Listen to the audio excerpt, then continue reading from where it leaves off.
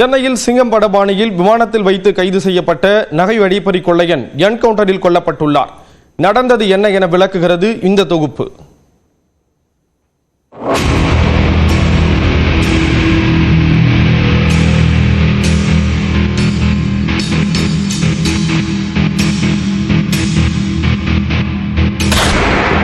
Morning 4 o'clock வரோம், 4:15 ஒரு ஃப்ளைட்டில் வரோம். நாங்கள் இறங்கி வெளியே வந்து 6 o'clock அஃபென்ஸ் பண்ணி முடிச்சுட்டு மறுபடியும் 10 o'clockலாம் நாங்கள் ஏர்போர்ட் போயிட்டு ஏதோ ஒரு பர்டிகுலர் அதுக்கு வர்ற மாதிரி வந்து இறங்கி இதை பண்ணிட்டு போயிடுறாங்க. நம்ம சென்னையை விட்டு போயிருந்தால் அவங்கள போய் பிடிக்கிறது கஷ்டம். அந்த ஏரியாலாம் இவங்க சொல்லக்கூடிய அந்த அம்பிவேலி ஏரியான்றது இந்த கேங் இருக்கிற இடங்க ஜென்ரலாக உள்ளார போய் யாரையும் அரெஸ்ட் பண்ணுறதுன்றது கொஞ்சம் கஷ்டம்னு சொல்கிறாங்க.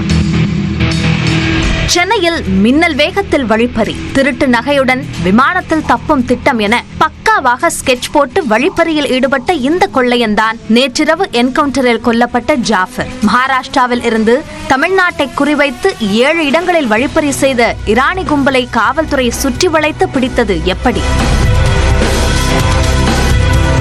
செவ்வாய்க்கிழமை காலையில் சென்னை அடையாறு, வேளச்சேரி, சாஸ்திரி நகர் என அடுத்தடுத்து 7 இடங்களில் பெண்களிடம் நகை வழிப்பறி செய்யப்பட்டது.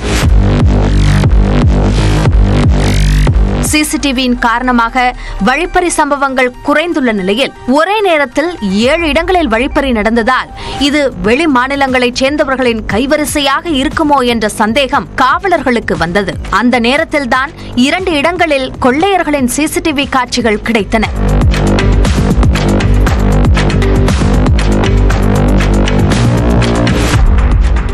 ஏர்போர்ட்டில் இருக்கக்கூடிய நம்ம அதிகாரிகளுக்கு கொடுத்து இந்த மாதிரி சந்தேக நபர்கள் யாராவது கடைசி நிமிஷத்தில் வந்து டிக்கெட் எடுத்து எங்கேயாவது போக ட்ரை பண்ணுறாங்களா அப்படின்ட்டு எல்லா ஏர்லைன்ஸுக்கும் சொல்லியிருந்தோம்.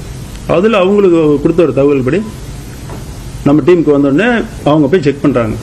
ஸோ ஏர்போர்ட்டு போய் ஹைதராபாத் போகக்கூடிய ஒரு ஃப்ளைட்டில் உள்ளார இருந்தோம். அந்த அக்யூஸ்ட் ஆமாம் உள்ளார போய் உட்காந்துட்டான். பட் நாம் அந்த இது வச்சு ஏர்லைன்ஸ் அத்தாரிட்டி சொல்லி உள்ளார போய் செக் பண்ணி பிடிபட்ட இருவரையும் விசாரித்த போது அவர்கள் வழிப்பறிக்கு பெயர் பெற்ற இரானி கொள்ளையர்கள் என்று அதிர வைக்கும் தகவல் தெரிய வந்தது.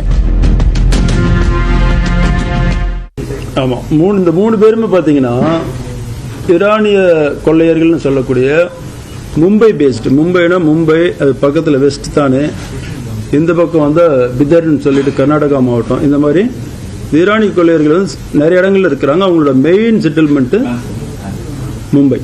ஈரானை பூர்வீகமாக கொண்ட இந்த கொள்ளையர்கள் பல குழுக்களாக பிரிந்து மகாராஷ்டிராவில் வசித்து வருகின்றனர். ராணுவ வீரர்கள் போன்று வலுவான உடல் அமைப்புடன் இருப்பார்கள். முழுக்கை டி-ஷர்ட் அணிந்து டக்கின் செய்து கொண்டு செல்வதுதான் இவர்களின் அடையாளம். மக்களை திசை திருப்பி குறிப்பாக பெண்களிடம் வழிப்பறியில் ஈடுபடுவதுதான் இவர்களின் பாணி.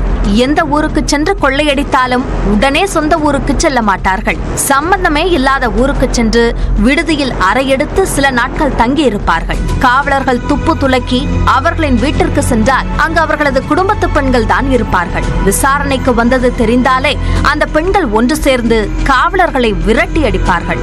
அதே போன்று கொள்ளையடிக்கும் ஊர்களில் எப்போதும் வழக்கறிஞர்களை தயாராக வைத்திருப்பதும் இவர்களின் பாணி. ஒருவேளை பிடிபட்டால் உடனே ஜாமீனில் எடுக்கத்தான் இந்த ஏற்பாடு. இந்த அளவுக்கு நேர்த்தியுடன் செயல்படும் இந்த கும்பலை வழிப்பறி நடந்த 3 மணி நேரத்தில் சென்னை காவலர்கள் சுற்றி வளைத்து பிடித்துள்ளனர். நேற்று சென்னை ஏர்போர்ட்ல 2 பேரை பிடிச்சோம். அவங்க கொடுத்த தகவல் படி இன்னொரு குற்றவாளி நம்ம சென்ட்ரல் ரயில்வே ஸ்டேஷன்ல இருந்து ஓங்கோலை நோக்கி போயிட்டு இருந்தவன ஓங்கோல்ல RPF உதவியோட பிடிச்சோம். இந்த 3 குற்றவாளிகளை பிடிச்சு நடந்த 6 செயின் பறிப்பு கொள்ளைகளிலும் பறி கொடுக்கப்பட்ட அத்தனை நகைகளையும் மீட்டிருக்கிறோம். இருவரையும் புதன்கிழமை அதிகாலையில் வழிப்பறி நடந்த இடங்களில் ஒன்றான தரமணி ரயில் நிலையம் அருகே உள்ள பாலப்பகுதிக்கு அழைத்துச் சென்று காவலர்கள் விசாரித்துள்ளனர். அப்போது அங்கு வைக்கப்பட்டிருந்த பைக்கில் உள்ள சீட்டுக்கு அடியில் மறைத்து வைத்திருந்த கை துப்பாக்கியை எடுத்து ஜாஃபர் காவலர்களை நோக்கி சுட்டதாக காவலர்கள் தெரிவித்துள்ளனர். அவன் வந்து எடுத்து சுடுறான், 2 ரவுண்டு சுடுறான். அது போலீஸ் மேல போடாம போலீஸோட வாகனம் பொலிரோ வாகனத்தில் படுது.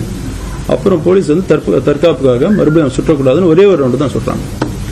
அதில் நெஞ்சில் குண்டு பாய்ந்த ஜாஃபர் மருத்துவமனைக்கு கொண்டு செல்லப்பட்ட நிலையில் உயிரிழந்து விட்டதாக மருத்துவர்கள் கூறியதாகவும் காவல்துறை தெரிவித்துள்ளது. இந்நிலையில் சென்னையில் அடுத்தடுத்து நகை பறிப்பில் ஈடுபட்ட ஈரானி கொள்ளையர்களின் புகைப்படங்களை காவல்துறை வெளியிட்டுள்ளது.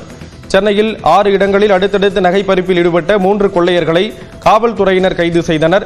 அதில் ஒருவர் என்கவுண்டரில் கொலை செய்யப்பட்ட நிலையில் 3 பேரின் புகைப்படங்களையும் காவல்துறை வெளியிட்டுள்ளது. இந்நிலையில் வழிப்பறி கொள்ளையன் என்கவுண்டர் செய்யப்பட்ட தரமணி ரயில் நிலையம் அருகே உள்ள பாலப்பகுதியில் சைதாப்பேட்டை நீதிமன்ற நீதிபதி பார்த்திபன் நேரில் விசாரணை நடத்தினார்.